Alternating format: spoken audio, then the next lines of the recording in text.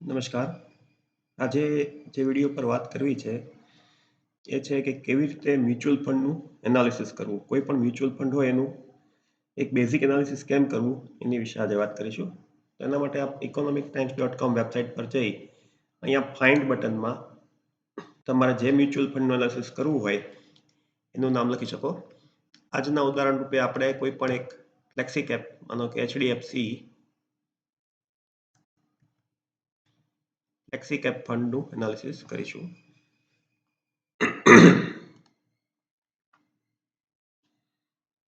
અહીંયા લિસ્ટ આવી જશે, એમાંથી મેં HDFC ફ્લેક્સી કેપ ફંડ લીધું છે.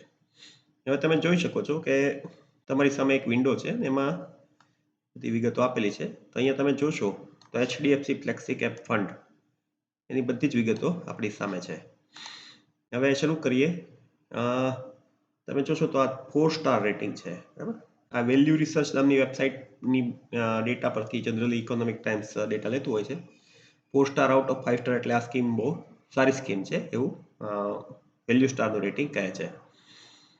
નેટ એસેટ વેલ્યુ એટલે કે માનો કે HDFC ફ્લેક્સી કેપ ફંડ પાસે ટોટલ 1 લાખ રૂપિયા છે ને એના ટોટલ માર્કેટમાં 10,000 યુનિટ છે. તો 1 લાખ ભાગ્યા 10,000 કરો એ એની નેટ એસેટ વેલ્યુ કહેવાય. એટલે કે ટૂંકમાં એની જે રોકાણ કરેલું છે એની ટોટલ સિક્યોરિટીઝની market value divided by total કેટલા યુનિટ અલગ અલગ લોકોને આપેલા છે ઇન્વેસ્ટર્સને, એનો જે રેશિયો છે એને NAV કહેવાય. સામાન્ય રીતે NAVની ખાસ ઉપયોગિતા હોતી નથી. વધારે NAV જનરલી સ્કીમની માર્કેટ વેલ્યુ અને સ્કીમ કેટલી જૂની અથવા મોટી છે એ બતાવે છે. પણ મારા ઓપિનિયન પ્રમાણે, મારા મત પ્રમાણે તમે આ NAV વેલ્યુને બહુ સેફલી ઇગ્નોર કરી શકો છો. એ શું કામ એ આગળ સમજશું. પછી તમે આગળ આવશો તો અહીંયા એક તમને ગ્રોથ રેગ્યુલર એવું દેખાડશે. હવે ગ્રોથનો અર્થ એ થાય કે mutual fund HDFC flexi cap fund છે એમાં માનો કે તમે 5,000 રૂપિયા રોક્યા, એક વર્ષના અંતે 10% રિટર્ન આવ્યું એટલે 5,500 કિંમત થઈ. તો ગ્રોથનો અર્થ એ થાય કે એ તમને 5,500 રૂપિયા જે છે એમાં 500નો નફો છે એ પણ એમાં રોકાણ જ કરી દેશે. એટલે કે 5,000 રૂપિયા ઉપર જે 500નો નફો થયો એટલે ટોટલ તમારી ઇન્વેસ્ટમેન્ટ વેલ્યુ 5,500 થઈ જશે. એટલે બીજા વર્ષે જો 10% થશે તો 5,500 એટલે કે 5500ના 10% એટલે 550 રૂપિયા તમને એ વર્ષનો પ્રોફિટ મળશે બીજા વર્ષે. એને ગ્રોથ ઓપ્શન કહેવાય. એટલે જે કાંઈ નફો તમારી રોકાણ ન થાય એ પાછો તમારા મૂળભૂત પ્રિન્સિપલમાં એડ કરી અને એની ઉપર નફો આપવામાં આવે. એટલે જે આપણે ચક્રવૃદ્ધિ વ્યાજ કહીએ છીએ એ રીતે ગ્રોથ તમારું જે ઇન્વેસ્ટમેન્ટ છે એ ગ્રોથ થાય. બીજો જે ઓપ્શન આવે એને કહેવાય IDCW. IDCW ને સાદી ભાષામાં આપણે કહીશું ડિવિડન્ડ પ્લાન.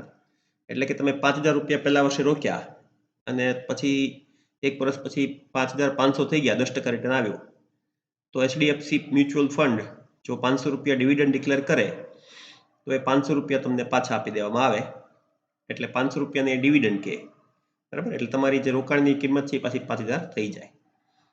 સામાન્ય રીતે IDCW ઓપ્શન તો જ લેવો જોઈએ જો તમારે રેગ્યુલર રીતે ઇન્કમની જરૂર હોય, તમારી ઉંમર 55-60 પ્લસ હોય અને તમે રિસ્ક ન લઈ શકતા હોય, પ્રોફિટ બુકિંગ જરૂરી હોય અને તમે ઈચ્છતા હો કે HDFC મ્યુચ્યુઅલ ફંડ છે એ જે કાંઈ પ્રોફિટ થાય ટાઈમ ટુ ટાઈમ તમને પાછું આપી દે તો તમે IDCW ઓપ્શન લઈ શકો છો.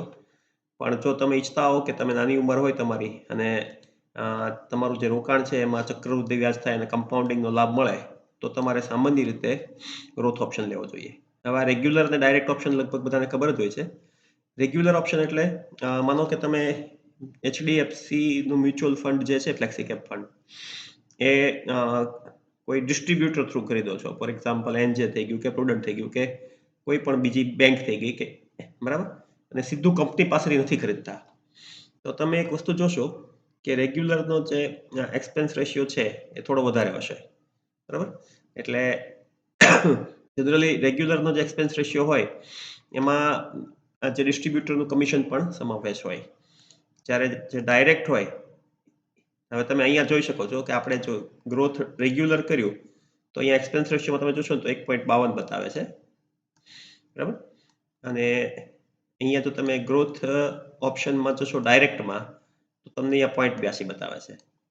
તો એનો અર્થ એમ થયો કે 1.52 -0.82 એ જે ફરક આવ્યો એ જે છે એ તમે જેના થ્રુ જે ડિસ્ટ્રીબ્યુટર થ્રુ તમે મ્યુચ્યુઅલ ફંડ ખરીદ્યો એટલા રૂપિયાને કમિશન મળે. ડાયરેક્ટનો અર્થ એમ થાય કે કંપની તમારી પાસે તમે સીધા કંપની પાસેથી ખરીદો છો અને વચ્ચે કોઈ ડિસ્ટ્રીબ્યુટર કે કોઈ મધ્યસ્થી નથી. તો એનું જે કમિશન છે એનું તમારું સીધું એટલો ખર્ચ ઘટી જાય અને એ જે 0.82 થી 1.52 વચ્ચેનો જે ફરક છે એટલા રૂપિયા તમારા એનું સીધું રોકાણ તમારા ઓલા વધી જાય, બરાબર? એટલે જનરલી જો તમે સામાન્ય રીતે એવો નિયમ છે કે જો તમે પોતે થોડા નોલેજેબલ હો અને તમને જો પોતાનું ઇન્વેસ્ટમેન્ટ ફાવતું હોય તો તમે ડાયરેક્ટ પ્લાન લઈ શકો છો.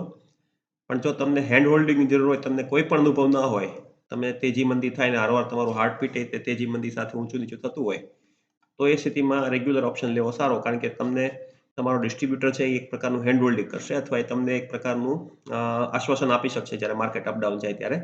અને પ્લસ તમને જે ડોક્યુમેન્ટેશનની સેવા છે, કેવાયસીની સેવાઓ છે, તમારે વચ્ચે ફંડ જોતું હોય તો પૈસા લેવા કાઢવા વધારે ટોપઅપ કરવું હોય તો એ બધી માથાકૂટમાં તમારે ના પડવું હોય તો જનરલી આની થ્રુ જવું સારું, બરાબર?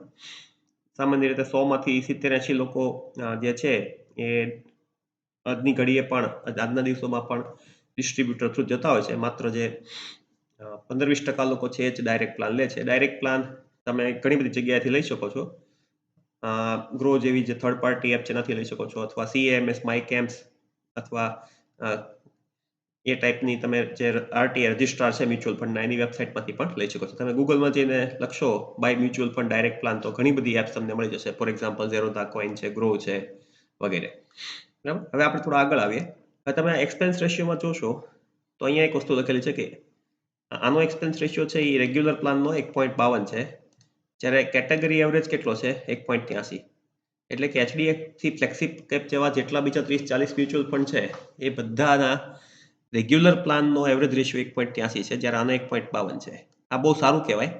એનો અર્થ એમ છે કે તમને ઓછા ખર્ચમાં તમને રોકાણ કરવાની તક આપે છે, બરાબર? 0.30% ઓછો ખર્ચ તમારી પાસે લે છે.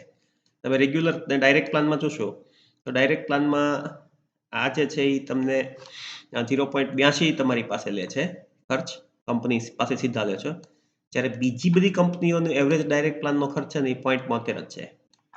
એટલે HDFC ફ્લેક્સી કેપનો રેગ્યુલર પ્લાન છે એ બીજા રેગ્યુલર પ્લાન કરતાં સસ્તો છે, પણ ડાયરેક્ટ પ્લાન છે બીજા ડાયરેક્ટ પ્લાન કરતાં મોંઘો છે. તો આ બહુ સારું ન કહેવાય. HDFC જેવા ફંડ હાઉસ માટે આ એક બહુ સારી વાત ન કહેવાય. પછી તમે જોશો અહીંયા ફંડ સાઇઝ લખેલું છે. ફંડ સાઇઝ એટલે કેટલા રૂપિયા એની પાસે આવ્યા, મારી જેવા ઇન્વેસ્ટરોએ જે પૈસા આપ્યા એમાંથી ટોટલ કેટલા રૂપિયા એની પાસે અત્યારે છે. એકચ્યુઅલી એવું ન કહી શકાય, કેટલા એણે જે કંઈ રોકાણ કર્યું એની માર્કેટ વેલ્યુ કેટલી છે, બરાબર? એટલે એને એસેટ અંડર મેનેજમેન્ટ એવો પણ શબ્દ વાપરે. એકચ્યુઅલી મ્યુચ્યુઅલ ફંડ કંપનીનું સાચું નામ AMC છે, asset under management. HDFC AMC શેરનું નામ જોશો ને તો HDFC AMC છે, મ્યુચ્યુઅલ ફંડ નહીં હોય. તો આટલા રૂપિયા આ ફંડમાં ટોટલ ઇન્વેસ્ટેડ છે, તમે સાદી ભાષામાં એવું માનો. અને નીચે લખ્યું છે કે 10% ઓફ ધ ઇન્વેસ્ટમેન્ટ કેટેગરી.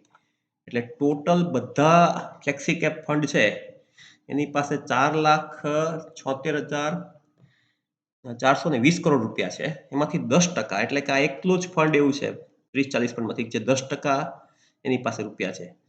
એટલે એક પ્રકારે તમે કહી શકો કે આ લોકોનો વિશ્વાસ દેખાડે છે કે કેટલા બધા લોકોને એમાં વિશ્વાસ છે, બરાબર? ખાસું મોટું AUM આનું છે. Fund category flexi cap. Flexi cap એટલે એવા પ્રકારનું ફંડ કે જે દરેક પ્રકારના શેરમાં રોકે. માનો કે large cap, mid cap, small cap, બરાબર? અને ઇન્ડસ્ટ્રી વાઇઝ પણ કોઈ પણ ઇન્ડસ્ટ્રીમાં રોકે. ફાર્મસી છે અથવા ફિનાન્શિયલ સેક્ટર છે કે ઇન્ફોર્મેશન ટેકનોલોજી છે.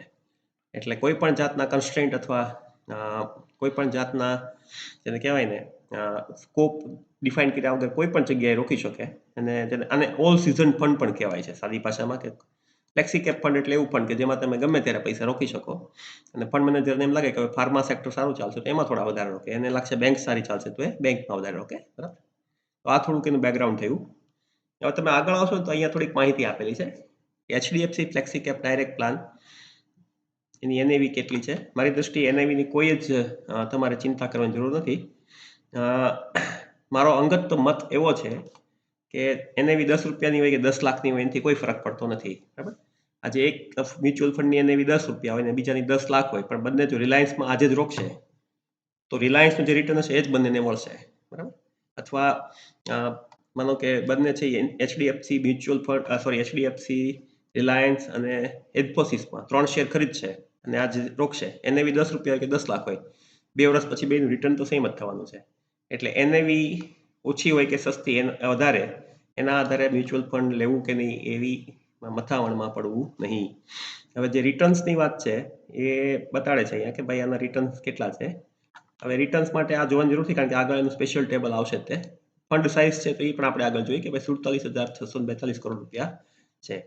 એક્સપેન્સ રેશિયો કેટલો છે તો કે ડાયરેક્ટ પ્લાન લીધો આપણે એટલે 0.83%, ફેબ્રુઆરી 7, 2024 પ્રમાણે. એક્ઝિટ લોડ એટલે કે તમે 1 વર્ષ પહેલા જે પૈસા નાખેલા છે એ કાઢી લો તો તમારી જે રકમ હોય એને 1% પેનલ્ટી લાગે. હવે આ વસ્તુ ઘણા કે વાંધાજનક લાગશે, પણ એકચ્યુઅલી એટલા માટે છે કે તમે લાંબો ટાઈમ સુધી રોકાણમાં રહો અને મિનિમમ તમે આમાં 100 રૂપિયાથી પણ શરૂઆત કરી શકો છો. બરાબર, એટલે 100 રૂપિયાની એસઆઈપી પણ કરી શકો અને તમારે પહેલા 100 રૂપિયા રોકવા હોય તો માત્ર 100 રૂપિયાથી શરૂઆત કરી શકો છો. જે લોકોને સિમ્બોલિકલી ખાલી શીખવું હોય, મ્યુચ્યુઅલ ફંડનો અનુભવ લેવો હોય, તો માત્ર 500,000 રૂપિયા નાખીને એચડીએફસી ફ્લેક્સી કેપ ફંડનું અનુભવ લઈ શકે છે કે મ્યુચ્યુઅલ ફંડમાં રોકવાથી પૈસાનું શું થાય. હવે રિટર્ન્સ પર આવીએ, એમાં બધાને રસ હોય છે. તો અહીં જોશો તમે તો અહીંયા 4 પ્રકારનો ડેટા આપેલો છે. એન્યુઅલાઇઝ્ડ એટલે કે વાર્ષિક રિટર્ન, કેટેગરી એટલે ફ્લેક્સી કેપ ફંડ જેટલા પણ છે એ બધાનું એવરેજ રિટર્ન. બરાબર, એટલે 30-40 એના કોમ્પિટિટર્સ છે એ બધાની average return. Rank within category એટલે જે ટોટલ મ્યુચ્યુઅલ ફંડ છે, આમાં લખેલું છે number of funds in category, કેટલા ફંડ છે, 81 ફંડ છે. એટલે 5 વર્ષ પહેલા તમે જોશો અહીંયા તો ખાલી 43 ફંડ હતા અને અત્યારે કેટેગરીમાં 81 ફંડ છે. તો 81 ફંડનું એવરેજ રિટર્ન એક મહિનાનું કેટલું અને એચડીએફસીનું કેટલું. બરાબર, તમે જોશો અહીંયા તો એન્યુઅલાઇઝ રિટર્ન એક મહિનાનું રિટર્ન એચડીએફસી ફ્લેક્સી કેપ ફંડનું 4.44 છે, જ્યારે 81 ફંડનું એવરેજ રિટર્ન 2.55 છે અને 13મા નંબરે છે એ. પણ એક મહિનાનું રિટર્ન સામાન્ય રીતે જોવાય નહીં. પછી તમે જોશો તો અહીંયા 3 મહિનાનું રિટર્ન બતાવ્યું છે, 16.44 છે આનું એચડીએફસી ફ્લેક્સી કેપનું, જ્યારે કેટેગરીનું 12.46 છે અને આનો રેન્ક 10 છે. એ રીતે તમે જોશો તો એક વર્ષનું રિટર્ન 40% અને કેટેગરીનું રિટર્ન 34% અને કેટેગરીમાં રેન્ક 16મો છે 72માંથી. 3 વર્ષનું રિટર્ન જોશો તો આનું 25%, કેટેગરીનું 16% અને એનો રેન્ક 7મો છે. અને એન્યુઅલાઇઝ રિટર્ન 5 વર્ષનું જોશો તો આનું 22% જેવું રિટર્ન છે, જ્યારે કેટેગરીનું માત્ર 17.5% છે અને 8મો રેન્ક છે 43માં.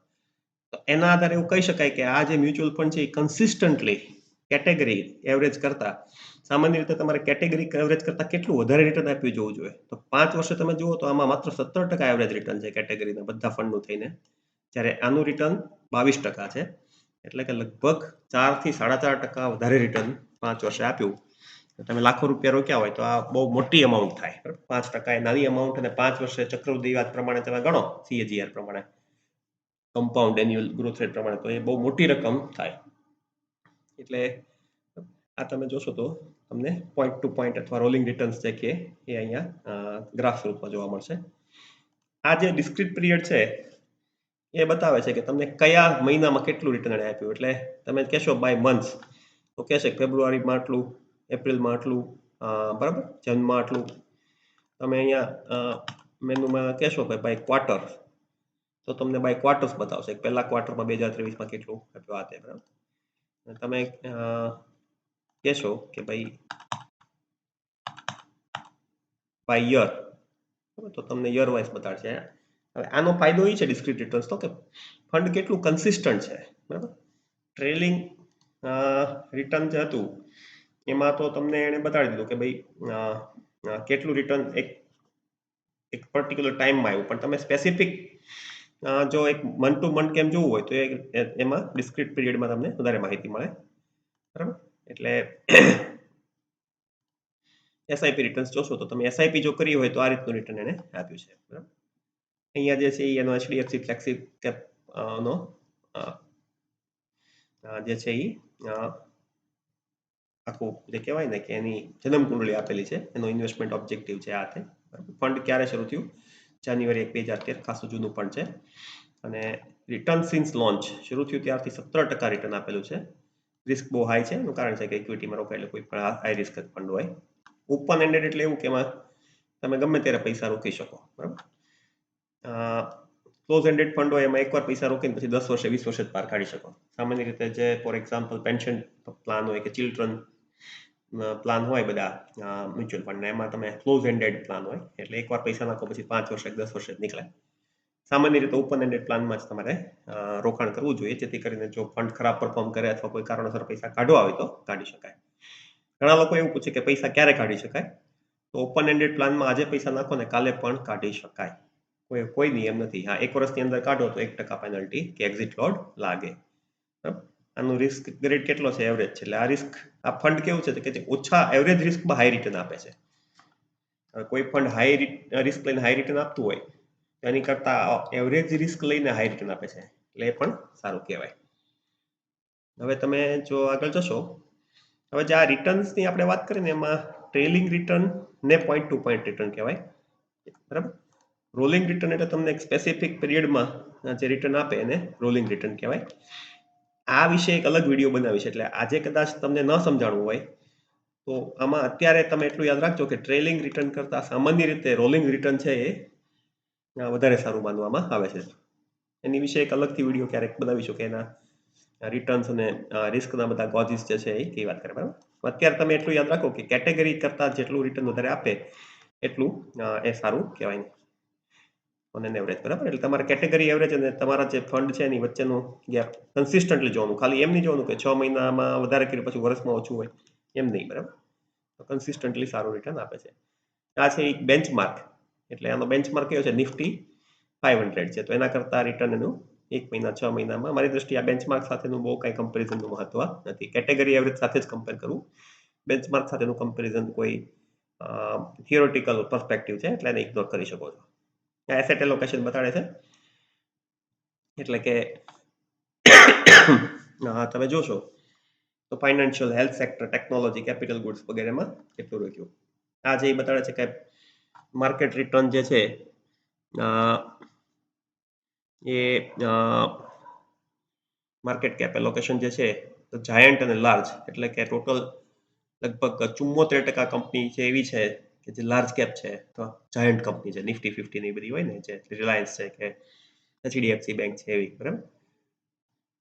22% મિડ કેપ અને સ્મોલ કેપમાં જોશો તો 4%. પ્રમાણમાં રિસ્ક ઓછું છે આમાંથી પણ દેખાય. બરાબર. મિડ કેપ સ્મોલ કેપનો પોર્શન જાજો હોય તો રિસ્ક વધી જાય. હવે તમે જોશો તો આ કોન્સન્ટ્રેશન અને વેલ્યુએશન એનાલિસિસ છે. આ બહુ ટેકનિકલ મેથડ છે પણ છતાંય થોડી વાત કરીશું. હવે એક વસ્તુ છે કે આ નંબર ઓફ હોલ્ડિંગ્સ બતાવે છે. ટોટલ કેટલા શેર આમાં છે.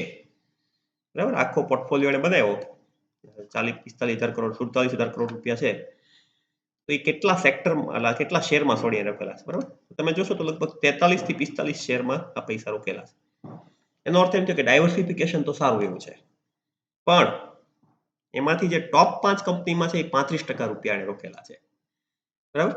એટલે ઓવરઓલ ભલે 45 છે પણ એવું નથી કે 45,000 કરોડ ભાગ્યા 45 દરેક કંપનીમાં 1,000 કરોડ રોક્યા એવી રીતે સરળ ન હોય. ટોપ 3 જે કંપની છે એમાં 35%. એટલે લગભગ 15-16 હજાર કરોડ રૂપિયા છે ને એ પહેલી જે ટોપ 5 કંપની છે એ તમને અહીંયા દેખાશે કઈ ટોપ 5 છે. તો ICICI, HDFC, Cipla, Hindustan aeronautics અને HCL ટેકનોલોજીસ. આમાં થઈને જ. બરાબર. અહીંયા એને લખેલું છે કે કેટલા ટકા એમાં રોકેલા છે. 9.5, 9.27. બરાબર. માનો કે ટોટલ જે છે 47,000 કરોડ એમાંથી 9.5 એટલે 10% જેવા એટલે લગભગ 4,500 કરોડ જેવા આઈસીઆઈસીઆઈમાં રોકેલા છે. એચડીએફસીમાં લગભગ એટલા જ રોકેલા છે. એનાથી અડધા એટલે કે લગભગ 2,500 કરોડ જેવા સિપ્લામાં રોકેલા છે. બરાબર. હિન્દુસ્તાન એરોનોટિક્સમાં અને HCLમાં એટલા જ રોકેલા છે. તો આ ટોપ 5 કંપની જે છે બરાબર પછી ટોપ 6 કંપનીમાં કેટલા રોકેલા તો કે 56%. એટલે આ જે કોન્સન્ટ્રેશન એનાલિસિસ બતાડે. હવે આનો અર્થ શું થયો કોન્સન્ટ્રેશન એનાલિસિસનો? કોન્સન્ટ્રેશન એનાલિસિસનો અર્થ એ થયો કે જો આ 5 કંપની ખૂબ સારી ચાલી આઈસીઆઈસીઆઈ, એચડીએફસી, સિપ્લા, હિન્દુસ્તાન ને તો આ ફંડનું પરફોર્મન્સ બહુ સારું આવશે. પણ જો આ 5 કંપનીમાં કડાકો આવ્યો, શેરના ભાવ ખૂબ ઘટ્યા તો આ ફંડનું પરફોર્મન્સ ભલે 5 જ શેર આમાંથી આપણી ફંડમાંથી કેટલા રૂપિયામાં રોકાયેલા છે 35%. બરાબર. એટલે ફંડના એનએવીમાં અથવા રિટર્નમાં સીધો એનો અસર વધારે દેખાશે. એટલે એ રીતે તમે જોઈ શકો છો. બરાબર. આમાં લખેલું છે કે ભાઈ એને કઈ કંપનીમાં હાઈએસ્ટ રોકેલા છે. તમે જોશો ઓગસ્ટ 23માં એચડીએફસી બેંક, સપ્ટેમ્બર 23માં આઈસીઆઈસીઆઈ, એચડીએફસી, આઈસીઆઈસીઆઈ બે જ નામ તમને દેખાશે. નંબર ઓફ સેક્ટર્સ 12 સેક્ટરમાં અલગ અલગ 12 પ્રકારના સેક્ટરમાં ઇન્ફોર્મેશન ટેકનોલોજી, હેલ્થ કેર કે ફિનાન્સ કે બેન્કિંગ કહેવામાં રોકેલા, બરાબર. ટોપ 3 સેક્ટર હોલ્ડિંગ્સ અને ટોપ 5 સેક્ટર હોલ્ડિંગ્સ બતાડે છે. તમે અહીંયા જોશો તો સેક્ટર વિથ હાઈએસ્ટ હોલ્ડિંગ એમાં ફાઇનાન્શિયલ જ છે, એટલે એમાં ઇન્સ્યોરન્સ કંપની, બેંક વગેરે આવી ગયા. તમે જોશો તો બેંકો બધી ખૂબ ભેગી કરેલી છે, એમાં ખાસ કરીને આઈસીઆઈસીઆઈ, એચડીએફસીમાં ખૂબ રોકેલા છે. હવે અહીંયા તમે જ્યારે આપશો કે તો આમાં બતાડશે કે ભાઈ આઈસીઆઈસીઆઈ બેંકનું પીઈ કેટલો છે, 17.32, એચડીએફસીનો કેટલો છે, 18.22. હવે આ બધાનો તમે સીઈ જોશો ને તો એવરેજ કેટેગરી એટલે કે બેંક આઈસીઆઈસીઆઈ બેંકનો અથવા એચડીએફસી બેંકનો સીઈ છે ને એ પ્રાઇવેટ બેંકોના એવરેજ સીઈ કરતા ઓછો છે. એટલે તમને આના પરથી એક ખ્યાલ આવે કે આ પોર્ટફોલિયો છે ને વેલ્યુ પોર્ટફોલિયો છે.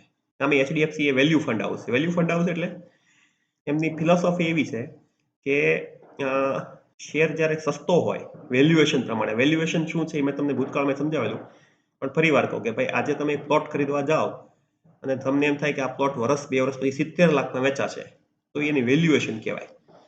પણ તમને એ પ્લોટ 50 લાખમાં મળે છે તો એની પ્રાઇસ કહેવાય. 70 લાખની વસ્તુ 50 લાખમાં મળે તો વચ્ચે જે 20 લાખ રૂપિયા છે ને એને માર્જિન ઓફ સેફટી કહેવાય. એટલે સામાન્ય રીતે જેની વેલ્યુએશન સસ્તી હોય ને એવા શેર અને જેનું બેલેન્સ શીટ સારી હોય, બિઝનેસ મોડેલ સારો, એવા શેર લેવામાં બહુ ફાયદો. એને વેલ્યુ ઇન્વેસ્ટિંગ કહેવાય, બરાબર. વોરેન બફેટ, પીટર લિંચ આ બધા છે ને વેલ્યુ ઇન્વેસ્ટર જ છે. સારા શેર સસ્તા ભાવે, સારો શેર ક્યારે સારી રીતે ખરીદો કહેવાય જ્યારે તમે સસ્તી વેલ્યુએશન ખરીદો, બરાબર, સસ્તા ભાવે. એટલે પ્રાઇસ એની વેલ્યુ કરતા ઓછી હોવી જોઈએ. તો એચડીએફસી ફંડ હાઉસનો પ્રયત્ન એવો જ છે કે ભાઈ સારા શેર સસ્તા ભાવે ખરીદી રાખી મૂકો, આપોઆપ એ વસ્તુ ના ભાવ વધશે, બરાબર. માનો કે એચડીએફસી બેંકનું અત્યારે એવું બનાય છે કે 1400-1500 રૂપિયા ભાવ હાલે છે, પણ એવું કહેવાય છે કે મિનિમમ 2000 રૂપિયાની વેલ્યુએશન છે. માર્કેટ ભલે એમ કહેતું 1500 રૂપિયા ભાવ, પ્રાઇસ 1500 છે, પણ એની વેલ્યુએશન એવું કહેવાય છે કે 2000 જેવી છે. તો ભવિષ્યમાં એ શેર 1500 થી 2000 તો થશે જ. આ પીઈ એક્સપાન્શન થશે જ એમાં, બરાબર.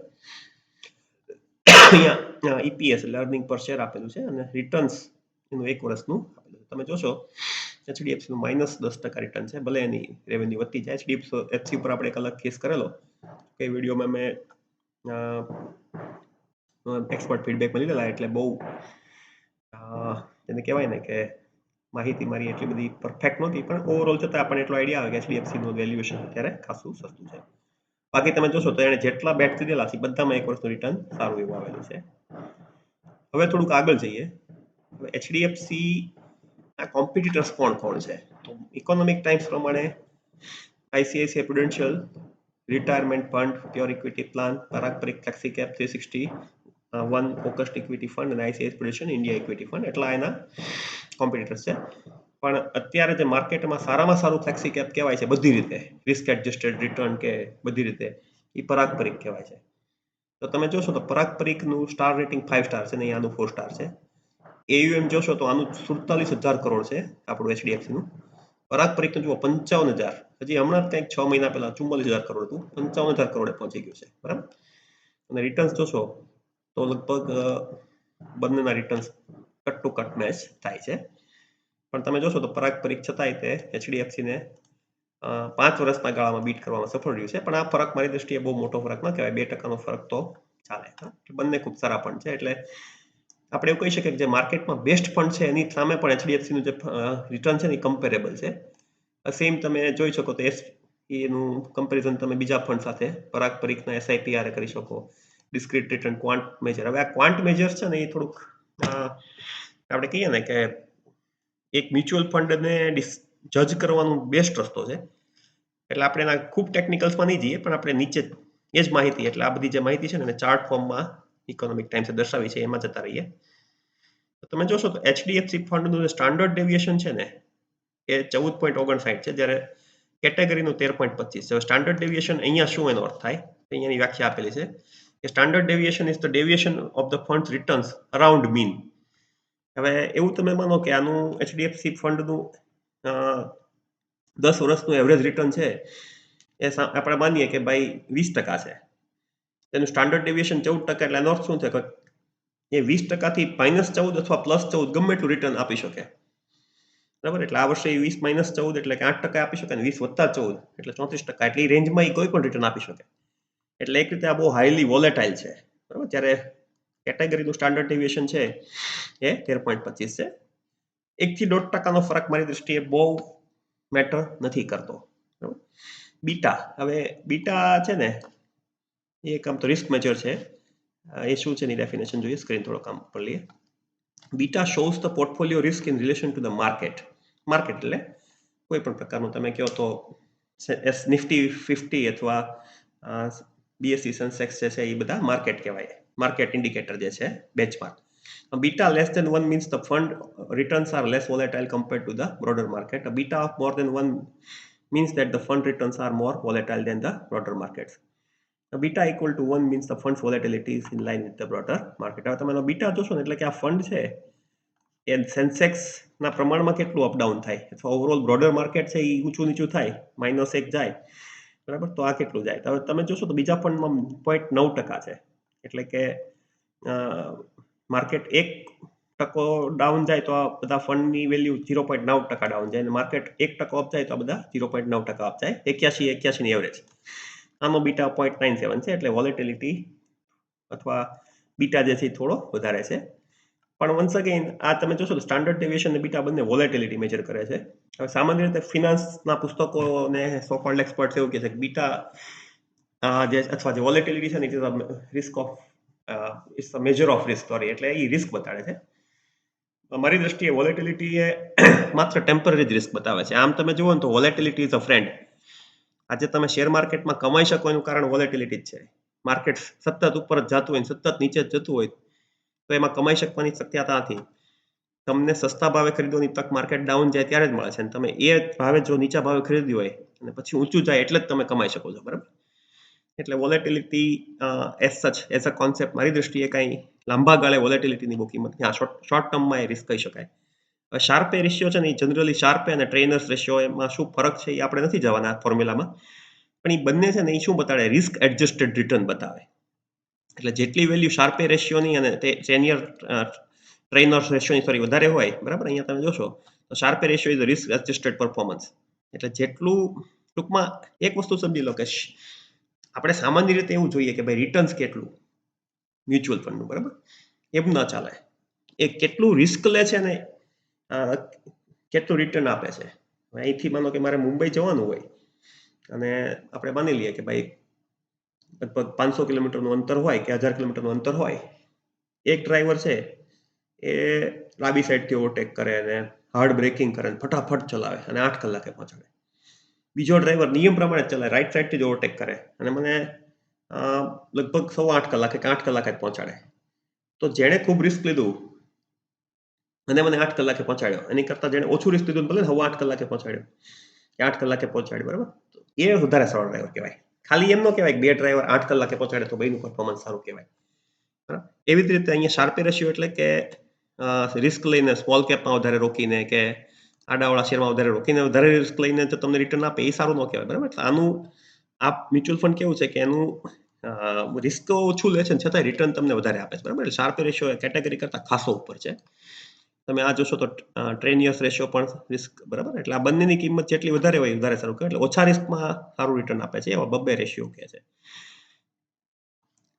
આલ્ફાને એવું જ કહેવાય કે આલ્ફા એટલે શું કે ભાઈ બેન્ચમાર્ક કરતા, એટલે કે નિફ્ટી 50 હોય બેન્ચમાર્ક, તો એની કરતાં કેટલું વધારે રિટર્ન આપ્યું, બરાબર. કે નિફ્ટી 50 2 વર્ષમાં 12% રિટર્ન આપ્યું અને 14% આપ્યું, તો એ આલ્ફા એટલે over and about benchmark return કહેવાય, બરાબર. એક રીતે રિસ્ક એડજસ્ટેડ રિટર્ન કહેવાય. આનો આલ્ફા તમે જુઓ તો 6.92, કેટેગરીનો ખાલી 1.31, એટલે આ બહુ જ ઉમદા પરફોર્મન્સ, બહુ સારું પરફોર્મન્સ કહેવાય.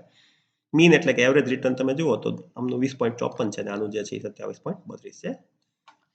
હવે આ તમે કહો કે ભાઈ આટલી બધી માથાકૂટ નથી કરવી, મને કંઈક રિસ્ક એડજસ્ટેડ રિટર્ન સાદી ભાષામાં સમજવું હોય તો તમે આ ચાર્ટ અવોઇડ કરજો અને આ જે છે ને આ પણ અવોઇડ કરજો. ખાલી તમે આ જે રિસ્ક રેશિયો ચાર્ટ છે ને એમાં આવી જાઓ. એમાં તમને બે આવા જે કહેવાય ને કે બબલ્સ દેખાશે. આ જે બબલ્સ છે ને એ એચડીએફસી તો છે. એચડીએફસી મ્યુચ્યુઅલ ફંડ જ્યારે 15%નું રિસ્ક લે ને 14%નું, ત્યારે 27% રિટર્ન જનરેટ કરે છે. અને આ બબલની સાઇઝ બતાડે છે કે એ કેટલી, એનું ફંડ કેટલું છે, બરાબર. એની સામે કેટેગરીમાં 13%નું રિસ્ક લઈને 20% રિટર્ન જનરેટ કરે છે. હવે માનો કે 15%, 14.5% લઈને 27% રિટર્ન આપે, આ લોકો 13% જેવું રિસ્ક લઈને માત્ર 20% આપે, બરાબર, અને એવરેજ જે ફ્લેક્સી કેપ ફંડ છે એનું ફંડ સાઇઝ કેટલી છે? 6,000 કરોડ છે. તો સ્પષ્ટ વાત છે કે આ થોડું વધારે રિસ્ક લઈને ખૂબ જાજુ રિટર્ન આપે છે. આ લોકો થોડું ઓછું રિસ્ક લઈને ઘણું ઓછું રિટર્ન આપે છે. બરાબર, એટલે HDFC ફ્લેક્સી કેપમાં તમે જોશો તો અહીંયા વોલેટિલિટી વધારે છે. તો થોડુંક વધારે રિસ્ક લઈને જો આટલું બધું વધારે રિટર્ન આપતું હોય તો એ મ્યુચ્યુઅલ ફંડ કોઈ પણ જે કહેવાય ને કે કોઈ પણ પેરામીટર પ્રમાણે એક સારું પરફોર્મન્સ એનું આ કહે છે. બરાબર, હવે તમે આગળ આવશો ને તો ઘણા બધા લોકો એમ કહેશે કે એમાં ફંડ મેનેજરની પ્રોફાઇલ શું કામ જોવાની? ના, એ બહુ જરૂરી છે. તમે એક તો વસ્તુ સમજી લો, ફંડ મેનેજરનું જે પહેલી વાત ઈ કે ફંડ હાઉસ જોવાનું, ફંડ હાઉસની રેપ્યુટેશન કેવી. HDFC mutual fund number 1 fund house કહેવાય અત્યારે. બરાબર, એમાં જે રોશની જૈન છે તો એમનું તમે જુઓ તો CFA, chartered financial analyst, ACA, બરાબર, PGDM. Prior to joining HDFC Mutual Fund, she had worked with Franklin Templeton Investment, Goldman Sachs, London. એટલે મેડમની પ્રોફાઇલ તો બહુ વ્યવસ્થિત છે. બરાબર, એ સિવાય કયા ફંડ મેનેજ કરે છે તો કે HDFC Tax Saver અને HDFC Focus 30, અને એની એસેટ પણ એટલી છે. બેનું એક વસ્તુ રિટર્ન પણ 40% ઉપર છે. હવે આ બધું જોયા ઉપરાંત એક આ વસ્તુ ખાસ જોઈ લેવી કે એ ક્યારથી ફંડને મેનેજ કરે છે. તો કે ભાઈ જુલાઈ 2022થી, આજે લગભગ 1.5 વર્ષ થયા. એટલે હવે પાછા આપણે ઉપર જઈએ કે છેલ્લા 1-1.5 વર્ષમાં રિટર્ન કેવું છે. કારણ કે મેડમે જોઈન કર્યા પછી રિટર્ન ગણાય નહીં. ભૂતકાળનું રિટર્ન તો પ્રશાંત જૈન કે બીજા કોઈ ફંડ મેનેજરે ભૂતકાળના છેણે આપ્યું, એ હવે છે જ નહીં. આપણે જોઈએ કે ભાઈ છેલ્લા 1.5-2 વર્ષમાં કેટલું રિટર્ન છે.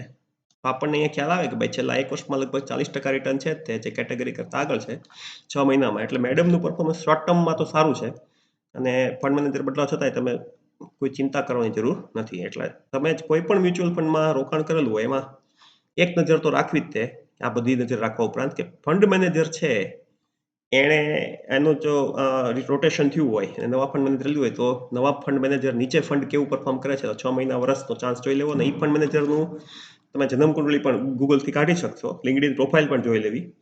તમારા પૈસા છે, મહેનત કરવી જરૂરી છે. આ સિવાય આ બહુ સરસ છે કે મ્યુચ્યુઅલ ફંડ જે HDFC છે એની બીજી બધી જે છે સ્કીમ્સ, એનું પરફોર્મન્સ કેવું છે તો એ પણ તમે જોઈ શકો છો. બધી જ સ્કીમ જે પ્રમાણમાં 5 સ્ટાર 4 સ્ટાર, બરાબર. એકાદ સ્કીમ આ સ્મોલ કેપ ફંડ છે એ 2 સ્ટાર રેટેડ છે. આઈ ડોન્ટ નો કેમ 2 સ્ટાર છે, તો એનું પરફોર્મન્સ બહુ સારું માનવા પણ છતાંય એ સિવાય એક પણ સ્કીમ એવી નથી કે જે 3 થી નીચે હોય. બરાબર, એટલે ઓવરઓલ બધી સ્કીમ 4 અને 5 સ્ટાર રેટેડ છે. એટલે કે આ એક પ્રકારનું 4 સ્ટાર 5 સ્ટાર ફંડ હાઉસ કહી શકાય. તો બરાબર, આ જે આપણો વિડીયો હતો આજે, એ ટોટલ આપણે મ્યુચ્યુઅલ ફંડને એનાલાઇઝ કરવા માટે જે કહેવાય ને કે ઇકોનોમિક ટાઈમ્સની વેબસાઇટની મદદથી તમે કોઈ પણ વેબસાઇટ યુઝ કરી શકો છો. સામાન્ય રીતે હું ઇકોનોમિક ટાઈમ્સ પસંદ કરું છું. અને આ વખતે મેં એટલે જ મેં કીધું 2-3 વેબસાઇટમાં આડું બતાવવા કરતાં બધું એક જ વેબસાઇટની મદદથી તમે કેવી રીતે જોઈ શકો એની લઈએ. વિડીયો થોડો લાંબો થયો, પણ મારું સ્પષ્ટ માનવું છે કે ભાઈ આ સમયમાં તમારે શીખવું હોય, તમારા પૈસા છે, થોડો લાંબો વિડીયો સહન કરવો પડે. Sorry for that. Channel subscribe કરવા વિનંતી. તો કરી હોય તો વિડીયો લાઈક કરશો, બીજા સાથે શેર કરશો સારો લાગ્યો હોય તો, અને પ્રતિભાવ જરૂરથી આપી શકો છો. Thank you very much. જય સિયારામ.